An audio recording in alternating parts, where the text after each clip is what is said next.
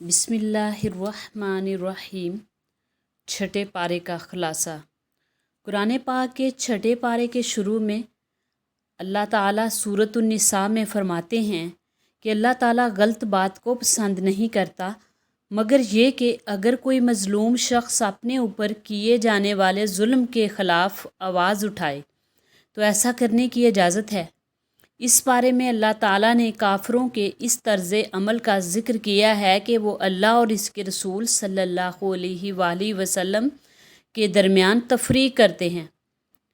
अल्लाह ताला की बात को तो मानते हैं लेकिन रसूल सल्लल्लाहु अलैहि वसल्लम की बात को नहीं मानते, या दूसरे तर्जमे के मुताबिक अल्लाह के बाज़ रसूलों को मानते हैं और बाज़ का इनकार करते हैं। यानी मूसा अलैहिस्सलाम और ईसा अलैहिस्सलाम को तो मानते हैं लेकिन रसूलुल्लाह सल्लल्लाहु अलैहि वसल्लम का इनकार करते हैं। ऐसे लोग हक से इनकारी हैं, जबकि मोमनों का तर्ज़ अमल ये होता है कि वो अल्लाह और इसके रसूल सल्लल्लाहु अलैहि वसल्लम के फ़रामीन को बैक वक्त मानते हैं, यानी अल्लाह के तमाम रसूलों को मानते हैं। इस बारे में अल्लाह ताला इरशाद फरमाते हैं कि यहूदी सैयदा मरियम अलैहिस्सलाम की किरदार कशी किया करते थे, हालांकि वो पारसा और पाक दामन औरत थी। इस बारे में अल्लाह ताला ने इस अमर का भी जिक्र किया कि यहूदी अपनी दानिस्त में ईसा अलैहिस्सलाम को शहीद कर चुके थे, जबकि अल्लाह फरमाते हैं कि ईसा अलैहिस्सलाम को यकीनन शहीद नहीं किया गया बल्कि अल्लाह ताला ने इनको आसमानों की सिमत उठा लिया। इस तरह इनको अल्लाह ने सूद खाने से रोका था, लेकिन वो इस गलत काम में मुसलसल मुलव्वस रहे। अल्लाह ताला इरशाद फरमाते हैं कि अल्लाह ताला ने इन काफरों के लिए दर्दनाक अज़ाब तैयार कर रखा है।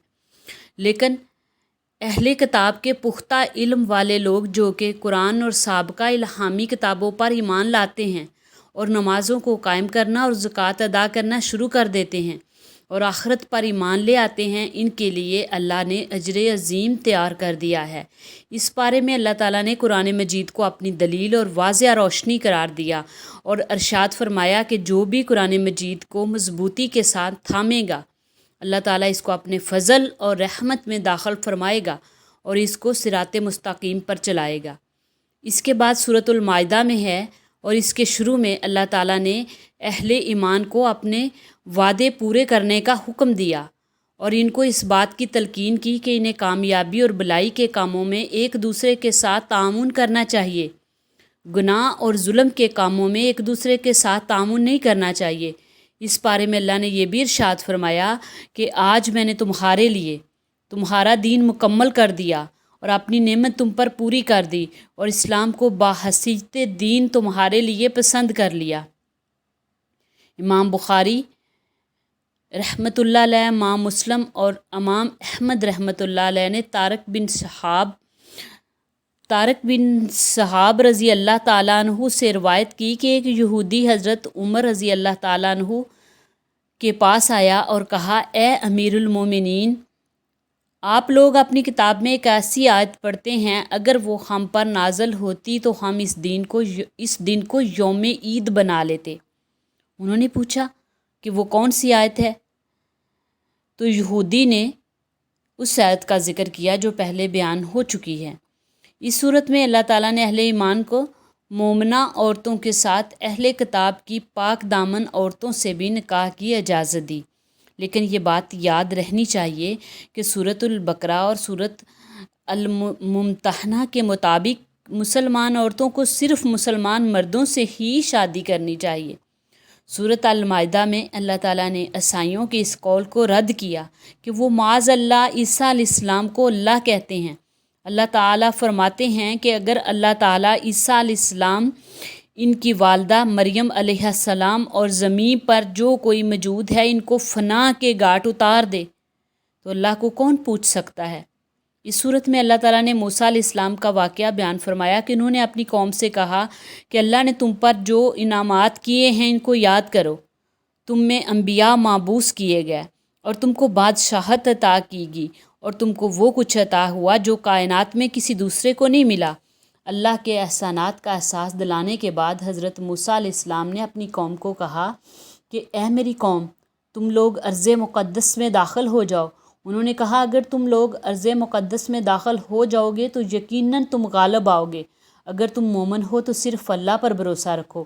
اس حوصلہ افزا بات کو سن کر بھی وہ بزدل بنے رہے اور کہنے لگے، اے موسیٰ علیہ السلام، جب تک وہ لوگ وہاں رہیں گے ہم لوگ کبھی وہاں نہیں جائیں گے، تم اور تمہارا رب جائیں اور جنگ کریں، ہم تو یہاں بیٹھے ہیں۔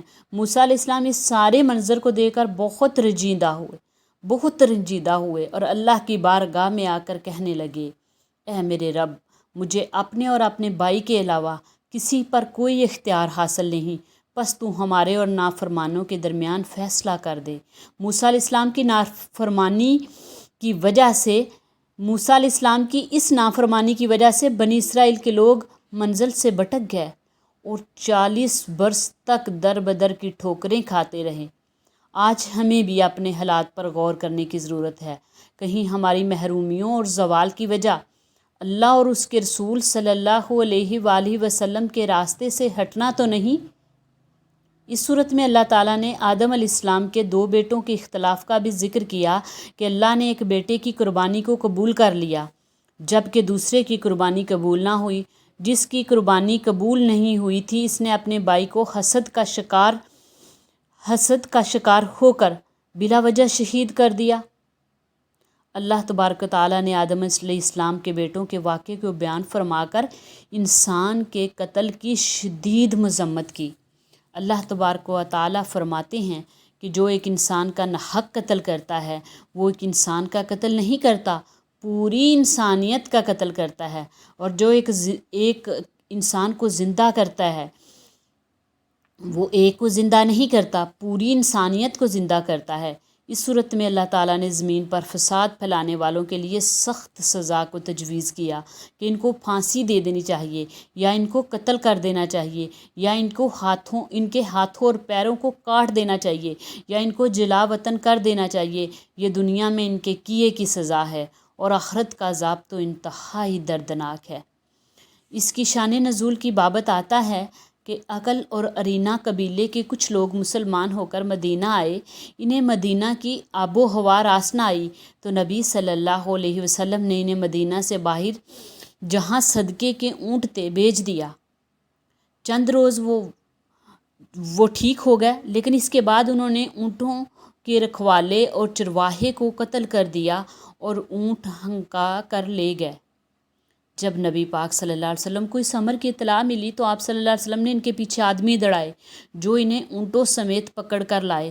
نبی صلی اللہ علیہ وسلم نے ان کے ہاتھ پیر مخالف جانب سے کٹوائے، ان کی آنکھوں میں گرم سلائیاں پھروائی کیونکہ انہوں نے بھی چرواہے کے ساتھ ایسا ہی کیا تھا۔ پھر انہیں دھوپ میں ڈال دیا گیا حتیٰ کہ وہ وہیں مر گئے۔ اس پارے میں یہ ذکر ہوتا ہے، اس پارے میں یہ بھی ذکر ہے کہ یہود اور جو انصاری ہیں ان کے ساتھ یہود و نصارہ سے دوستی جو ہے، اس پارے میں اس کی مذمت کی گئی ہے اور کہا گیا ہے کہ جو ان سے دلی دوستی رکھتا ہے وہ انہی میں سے ہے۔ اس بارے میں اللہ تعالیٰ نے نبی صلی اللہ علیہ وسلم کو اس امر کی تلقین کی کہ اللہ کے نازل کردہ پیغامات کو پھیلائیں، آپ کے دشمن آپ کا بال بھی بیگا نہیں کر سکتے۔ اس بارے میں اللہ تعالیٰ نے یہودیوں کے ذات باری کے بارے میں جو منفی اقوال کو پیش کیا گیا کہ معاذ اللہ یہودی کہتے تھے کہ اللہ کے ہاتھ تنگ ہیں۔ اللہ نے کہا کہ ان کے ہاتھ، یہ جو کہتے ہیں کہ اللہ کے ہاتھ تنگ ہیں، اللہ نے کہا انہی کے ہاتھ تنگ ہیں اور ان پر لعنت ہو۔ اپنی اس قول کی وجہ سے اللہ نے کہا کہ اللہ کے ہاتھ تو کھلے ہیں، وہ جیسے چاہے خرچ کرتا ہے۔ اس بارے میں اللہ تعالیٰ نے اس بات کا بھی ذکر کیا کہ جناب داؤد اور عیسیٰ علیہ السلام نے بنی اسرائیل کے کافروں پر لعنت کی اس لیے کہ وہ برائی کے کاموں سے روکنے کی بجائے خود اس میں ملوث ہو چکے تھے اور ان کا یہ کام انتہائی برا تھا۔ ہم مسلمانوں کو بھی برائی کے کاموں سے روکنے کا عمل جاری رکھنا چاہیے۔ اللہ تبارک و تعالیٰ ہمیں قرآن مجید فرقان حمید کو پڑھنے، سمجھنے اور اس پر عمل کرنے کی توفیق عطا فرمائے۔ آمین یا رب العالمین۔